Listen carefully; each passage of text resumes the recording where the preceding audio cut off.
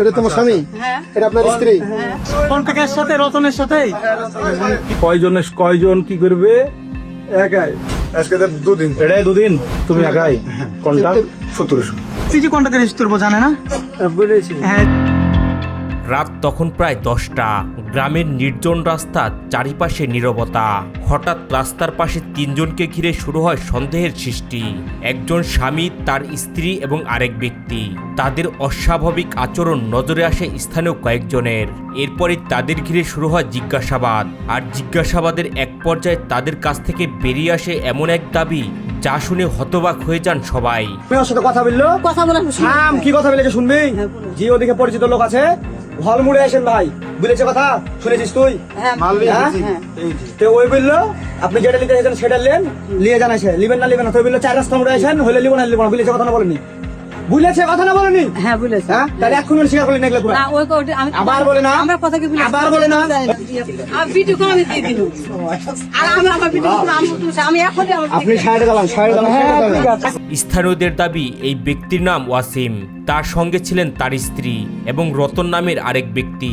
তাদের জিজ্ঞাসাবাদ করা হলে ওয়াসিম দাবি করেন রতনের সঙ্গে তার দীর্ঘদিনের ব্যবসায়িক সম্পর্ক এবং বন্ধুত্ব ছিল। কন্টাক্টের সাথে রতনের সাথে কি কন্টাক্ট? আমি লিয়ে না আপনার আপনি কত বছর উসমানের সাথে?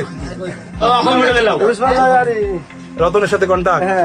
এই তো আমাকে লিয়ে যাও কোন ভাই তো ভাই আচ্ছা আপনি আপনার কথা শুনছি পরে। রতনকে কতদিন থেকে চিনিস?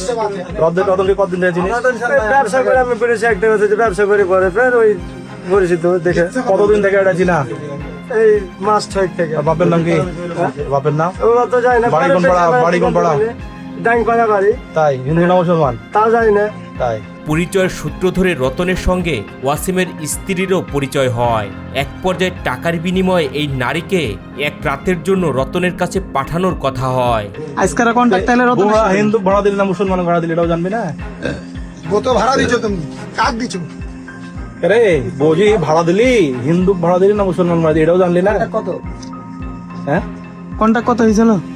থামো তো, কথা বলো না তো। কি কন্টাক্ট হয়েছে? তোর কথা বলে হয় নাকি গো? 1700। কি কি হিসেবে 1700? বললেই কয়জন কি করবে? একাই। কয়জন? কে সেটা?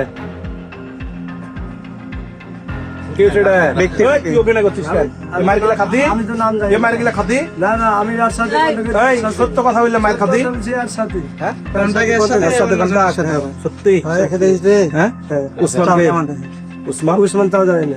তো না সত্য তো উসমান তাও যায় না। কন্টাক্ট রতনের সাথে হ্যাঁ। কত টাকা? 1700। স্থানীয়দের প্রশ্নের মুখে ওয়াসিম দাবি করেন পারিবারিক আর্থিক সংকটের কারণেই তিনি এমন সিদ্ধান্ত নিয়েছেন। তার দাবি 1700 টাকার বিনিময়ে স্ত্রীকে রতনের কাছে পাঠানোর কথা ছিল। তবে এমন ঘটনা আগে কখনো ঘটেছে কিনা এমন প্রশ্নের জবাবে তিনি দাবি করেন এটাই ছিল প্রথমবার। স্বামী স্ত্রী ঠিক আছে তো না? এটা স্বামী স্ত্রী? হ্যাঁ এখন তো স্বামী। স্বামী স্ত্রী। এটা তোমার স্বামী? হ্যাঁ এটা আপনার স্ত্রী? আচ্ছা। তাহলে তুই বললি আজ প্রথম, তারপর বললি 8 দিন। কি বাড়াবে? আমি 8 দিন এখানে কেন? এদিকে পুরো বিষয়টি নিয়ে রতনের কাছে জানতে চান স্থানীয়রা। রতনের দাবি তিনি ওয়াসিমের কাছে একটি মেয়ে ব্যবস্থা করে দেওয়ার কথা বলেছিলেন।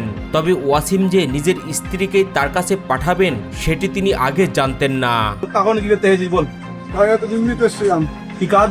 কাজ 2 নম্বরের কাজে। হ্যাঁ 2 নম্বরের কাজ। কি 2 নম্বরের কাজের নাম বল? ওই নিয়ে গেলিতে আসছি। ওই তোক মেরেছে বেশি, নাক মেরেছে বেশি, তুই অভিনয় করছিস কেন? নিয়ে গেলিতে হ্যাঁ? আসছিলাম। না অন্যের বহু দিতে। কাক? না ভাই ওই এই মহিলা নাকি হ্যাঁ কার সাথে কন্টাক্ট হয়েছে? কোন এখন আমার সাথে হয়েছে না। কার? আমি ওই ওর সাথে কথা হয়েছে। কদিন থেকে চিনিস? আমি হচ্ছে ভাই এই মুখ খোলা, মুখ ছাড়। আমি ভাই এই, এই, মুস্তাক! কাপড় নামা। এই কাকুন না। এত ভাই কাপড় ফেলে দিয়ে গেলাম। আজকে তো 2 দিন। হ্যাঁ আজকে তো 2 দিন। এটাই 2 দিন। রতনের দাবি অনুযায়ী 1700 টাকার বিনিময়ে ওয়াসিম তার স্ত্রীকে তার কাছে এক রাতের জন্য পাঠাতে রাজি হয়। ফোন দিও না ব্যবস্থা করে দিও। কি মহিলা ব্যবস্থা করে দেবো না আমার বউকে দিব? কিছু দেয়া ভাই তাহলে ফোন দিতে বুঝি ভাই আপনি আসেন এসে নিয়ে যান। কি নাম্বার ব্যাংকের এখানে আসেন আর সাথে তাহলে মনে তরফ তুমি জানো যে ওর বউ দিবে তুমি জানো? কে ওই যাওয়ার কথা না? হ্যাঁ আচ্ছা তাহলে বাচ্চা ভালোই আছে। দেখ কোথায় যাওয়ার কথা? আমাদের এলাকায়। এলাকাতে কোথায়? মাঠে। মাঠে কে নিয়ে যাবে? আর কে থাকবে ওখানে? ওখানে আসতে থাকবেন ঠিক আছে তুমি একাই কন্টাক্ট 1700 এটাই টাকা দিয়েছো? না টাকা দিন তো টাকা কই? টাকা দিনে তো কখন যায় টাকা দেবো সবচেয়ে বেশি প্রশ্ন তৈরি হয় এই নারীর সম্মতি নিয়ে। স্থানীয়দের জিজ্ঞাসাবাদে তারা যে বক্তব্য দিয়েছেন তাতে এই নারী বিষয়টি জানতেন এবং সম্মতি দিয়েছেন বলে দাবি করা হয়। এই যে কন্টাক্ট রেজিস্টার করবো জানে না? করবো জানে না? জানে কি জানে না? ভুল? হ্যাঁ? হ্যাঁ যে ভুল আছে তাহলে এখন কি? ঘটনাটি নিয়ে সামাজিক যোগাযোগ মাধ্যমে একটি ভিডিও ছড়িয়ে পড়ার পর বিষয়টি নিয়ে ব্যাপক আলোচনা শুরু হয়। ভিডিওটি রাজশাহীর কাকনহাট পৌরসভার বলে উল্লেখ করা হয়েছে।